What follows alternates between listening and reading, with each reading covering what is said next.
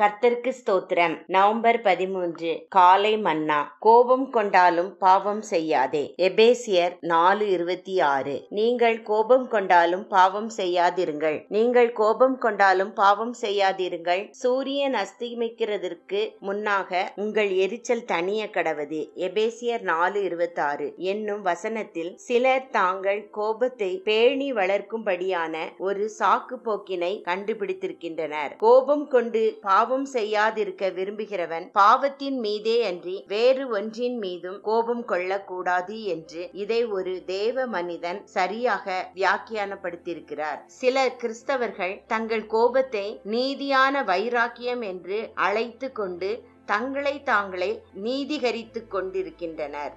வேத வசனத்தின்படி நீதியான வைராக்கியம் என்பது தேவனுக்காக ஒரு கடும் வைராக்கியம் கொள்ளுதலை குறிக்கிறது.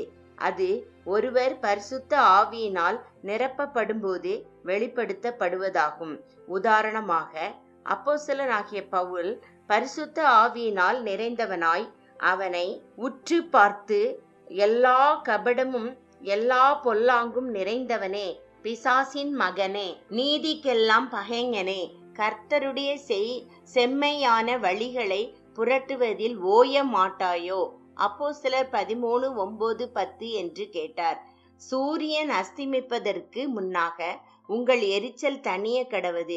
ஒருவன் சூரியன் அஸ்தமிக்கும் வரை கோபத்துடன் ஆத்திரத்துடன் இருப்பதற்கு வேதாகமம் தனக்கு அளிக்கும் அனுமதியாக இதை எடுத்துக்கொள்ளக் கூடாது. கர்த்தர் சூரியன் அஸ்தமிக்கும் முன் வரக்கூடும். அப்பொழுது அவன் கைவிடப்பட்டு போகக்கூடும். தன்னுடைய நிதானத்தை இழந்து கோபித்ததின் மூலம் ஒரு தேவ பிள்ளை தன்னுடைய ஜீவியத்தில் மெய்யான ஒளியாகிய நீதியின் சூரியன் அஸ்தமிப்பதற்கும் அதன் மூலம் ஆவிக்குரிய அந்தகாரம் தனக்குள் கொண்டு வரப்படுவதற்கும் இடமளிக்கிறான். ஆகவே கோபத்தை நெகிழ்ந்து உக்கிரத்தை விட்டுவிடு. சங்கீதம் 37:8. சாந்த குணம். சாந்த குணம் கோபத்துக்கு எதிரானது ஆகும். வருத்தப்பட்டு பாரம் சுமக்கிறவர்களே, நீங்கள் எல்லாரும் என்னிடத்தில் வாருங்கள், நான் உங்களுக்கு இளைப்பாறுதல் தருவேன். நான் சாந்தமும் மனத்தாழ்மையுமாய் இருக்கிறேன்.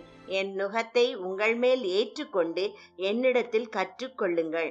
அப்பொழுது உங்கள் ஆத்துமாக்களுக்கு இளைப்பாறுதல் கிடைக்கும். மத்தேயு 11:28-29 என்று கர்த்தராகிய இயேசு கூறுகிறார். கர்த்தருடைய சாந்த குணத்திலே இளைப்பாறுங்கள். கசப்பு, ஆத்திரம், கோபம் ஆகியவற்றினால் கொதிப்படைய வேண்டாம். ஆமென்.